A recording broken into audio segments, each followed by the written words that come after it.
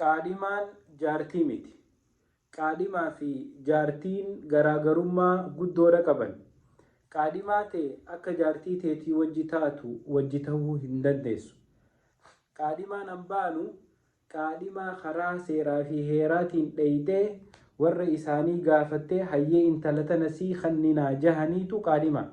Tagaruu mana qaraatiititti bakka adda addaatitti alatti takkaanuu magaalaa keessa wal bartanii galgala qaaxiraa wal bulchitan san qaadhimaan jaamtu. San haasawa haraam, haasawa dheeraa, haasawa fitinaati keessa jira.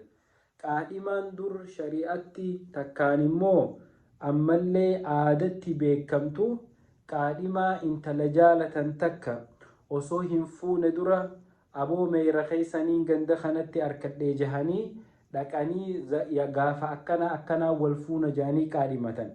Intala warri hayyeesiif kannina siin jee tagaruu nikaasiin godhiniitu qaadhima. Gaafa nikaasii godhan qaadhimummaa fixatte jaartii teeti.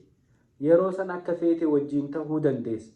Ammoo warri hayyeesii kannina amata akkanaati sii kannina jettee ballama wajji qabatte intalti san qaadhimaa teeti. Intala sanii wajjin kophaa bahuu hin dandeessu. Haasawa hin tattaane mataa oowwisuu hin dandeessu. Akka barbaaddetti viidiyoo ergi, suuraa ergi mataa wal dhukkubsuu hin dandeessu.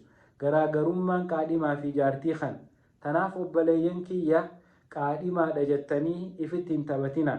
Shamarran keenya hanga nikaa isin hidhanii gurbaa qaadhimaa keetii wajjin badii takka illee hin dalagin.